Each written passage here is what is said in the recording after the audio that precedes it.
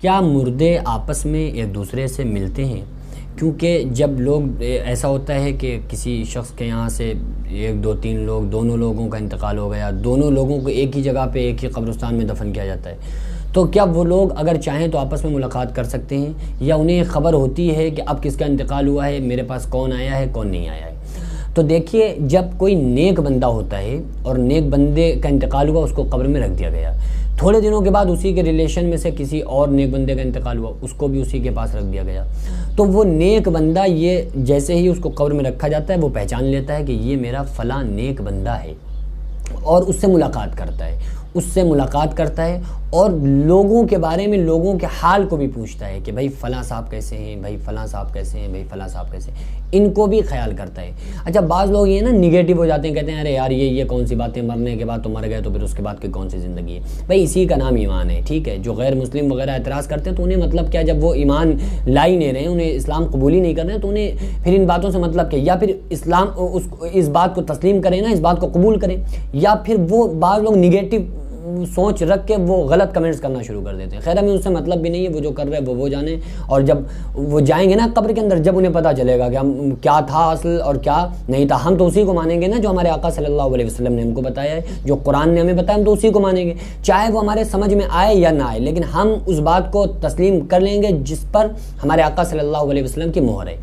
تو مردے آپس میں ایک دوسرے سے ملتے جلتے اور پہچانتے بھی ہیں کہ ہاں ہمارا فلاں شخص ہے، یہ ہمارا فلاں شخص ہے، بشرطے کہ نیک بندہ ہو۔ بھائی نیک بندہ ہوگا تو اس کے بعد وہ پہچان رہا ہوتا ہے کہ یہ اچھا، قبر پہ جا کے سلام کرتے ہیں نا، السلام علیکم یا اہل القبور، السلام علیکم یا اہل القبور جو کہتے ہیں، حضور صلی اللہ علیہ وسلم نے بھی کیا،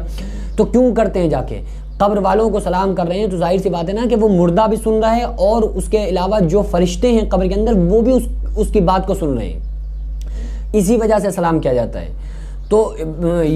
وہ مردے آپس میں ایک دوسرے سے ملاقات کرتے ہیں، ملتے ہیں اگر نیک ہوتے ہیں، لیکن اگر برے بندے ہوتے ہیں، وہ برے ہیں اور وہ جانتے ہی نہیں ہیں، تو وہ اپنی سزاؤں میں ملوث ہوتے ہیں، ان کے اوپر فرشتے خطرناک کارروائی ہو رہی ہوتی ہے، اور وہ خطرناک فرشتوں کے ہاتھوں میں گرزے ہوتے ہیں۔ حدیث پاک میں آتا ہے وہ ایک گرزہ اگر پہاڑ پہ مارا جائے تو پہاڑ تحت الثری ساتویں زمین کے اندر چلا جائے، پھر وہ قیامت تک ان کے اوپر چلتا رہتا ہے، جو بے نمازی فاسق فاجر ہوتا ہے، جو سوالوں کے فرشتوں کے جواب نہیں دے پاتا ہے۔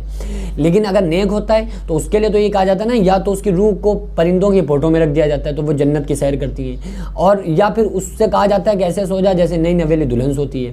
تو وہ تو آرام اور چین کی زندگی میں ہوتا ہے۔ تو اس لیے جب کوئی نیک بندہ جاتا ہے تو وہ ملاقات بھی کرتا ہے، ملتا بھی ہے، بولتا بھی ہے، پہچانتا بھی ہے، یہ بھی پوچھتا ہے کہ فلاں شخص کیسا ہے، فلاں شخص کیسا ہے، اور یہ وہ خیال بھی کرتا ہے کہ یار ہماری لائف کے بارے میں ہمارے گھر والوں کو پتہ ہو جائے، کیونکہ وہ ہمارے لیے رو رہے ہیں، پریشان ہو رہے ہیں، بڑا تڑپ رہے ہیں، تو یہ انہیں کیسے کسی طرح سے معلوم ہو جائے کہ ہم ٹھیک ہیں۔ لیکن یہ اللہ کا قانون نہیں ہے۔ اللہ کے نبی صلی اللہ علیہ وسلم نے فرمایا کہ اللہ تعالیٰ نے عذاب قبر کو دنیا والوں سے پوشیدہ فرما دیا۔ اگر اللہ تعالیٰ عذاب قبر کو ظاہر فرما دیتا تو انسان اور جناتوں کے کان پھٹ جاتے، کیونکہ جو ان کے فرشتے آگے جب سوال کرتے ہیں نا، ان کی آواز بادلوں کی کڑک جیسی ہوتی ہے، خطرناک آواز، تو یہ انسان اور جنات ان فرشتوں کی آواز کو، گرج کو، قبر کے عذاب کو نہیں سن سکتے، تو اللہ تعالیٰ نے مخفی فرما دیا۔ مخفی کیوں فرمایا؟ بھئی اگر اس کو ظاہر کر دیتا تو ہر شخص کہتا کہ ارے توبہ توبہ، پھر تو وہ امتحان کہاں رہ جاتا اور نہ ایمان رہ جاتا، کیونکہ ایمان تو اسی کا نام ہے نا کہ الذین یؤمنون بالغیب، غیب کی باتوں پر ایمان لانا یہی ایمان ہے، کہ جو پیارے آقا صلی اللہ علیہ وسلم نے جس بات کو بتایا آپ اس کو تسلیم کریں، قرآن نے جس بات کو بتایا آپ اس کو تسلیم کریں، اسی کا نام اسلام ہے۔ جو بعض لوگ غلط کمنٹس کرتے ہیں نا، ارے یار یہ کہاں ہے، وہ کہاں ہے، مرنے کے بعد کچھ نہیں ہے، تو جب جائیں گے جب پتہ انہیں چل جائے گا، غلط کمنٹس کرتے ہیں میرے اوپر کوئی فرق نہیں، لیکن جب وہ جائیں گے نا قبر کے اندر، جب انہیں پتہ چلے گا، ہمیں تو بس یہی کافی ہے کہ ہم اس بات پر ہمارے نبی صلی اللہ علیہ وسلم کی مہر ہے، جو بات ہمارے نبی نے، قرآن نے، اسلام نے، دین نے بتائی، ہم تسلیم کر رہے ہیں، چاہے وہ بات ہمارے سمجھ میں آئے یا سمجھ میں نہ آئے، لیکن ہم اس کو مانیں گے۔ کیونکہ اس پر مہر ہمارے آقا صلی اللہ علیہ وسلم کی ہے۔ تو جن کے بات سمجھ میں نہیں آ رہی انہیں سمجھنا چاہیے، نہیں سمجھ رہے ہیں، نہیں سمجھنا چاہ رہے ہیں، تو قبر میں پھر فرشتے ہی تمہیں سمجھا پائیں گے، پھر دنیا میں کوئی نہیں سمجھا پائے گا، اور جب فرشتے سمجھائیں گے نا تو بس اللہ سے توبہ ہی کرو کہ فرشتے نہ سمجھائیں۔ اگر اللہ نے فرشتوں سے سمجھوایا تو پھر ساری زندگی کچھ سمجھنے کے لائق ہی بندہ نہیں بچے گا، ٹھیک ہے؟ قبر کی سختی بڑی سختی ہے۔ حضرت عثمان غنی رضی اللہ تعالیٰ عنہ جب قبر کو دیکھتے تھے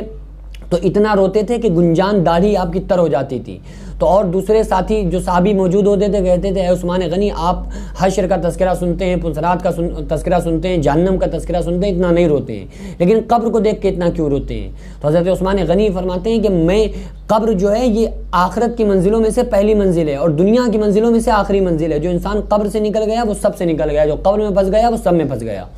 تو قبر بڑی خطرناک چیز ہے, اس لیے ہم لوگوں کو اس بات کی دعا کرنا چاہیے. غیب پہ ایمان, آقا صلی اللہ علیہ وسلم نے بتایا ایمان لے آؤ, اسی میں بھلائی ہے. اور پھر ہمیں دعا کرنا چاہیے کہ اللہ تبارک و تعالیٰ قبر کے عذاب سے ہم سب کی حفاظت فرمائے, کیونکہ حدیث پاک میں آتا ہے عذاب القبر حق, قبر کا عذاب برحق ہے, قبر میں عذاب ہوتا ہے, یہ بات سچ ہے, آقا علیہ الصلوۃ والسلام نے فرمایا ہے. تو اللہ تبارک و تعالیٰ سے دعا کریں, اللہ تبارک و تعالیٰ جو لوگ ہمارے عزیز و قارب میں سے جو لوگ دنیا سے رخصت ہو گئے, اللہ تبارک و تعالیٰ ان تمام لوگوں پر سے عذاب قبر کو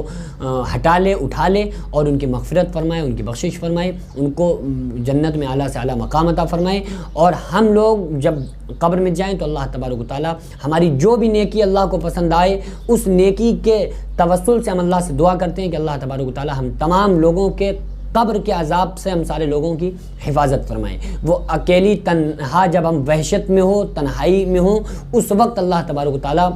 ہم سب کو ساتھ عطا فرمائے, ہم سب کی حفاظت فرمائے. وما علینا الا البلاغ. السلام علیکم ورحمۃ اللہ تعالیٰ وبرکاتہ.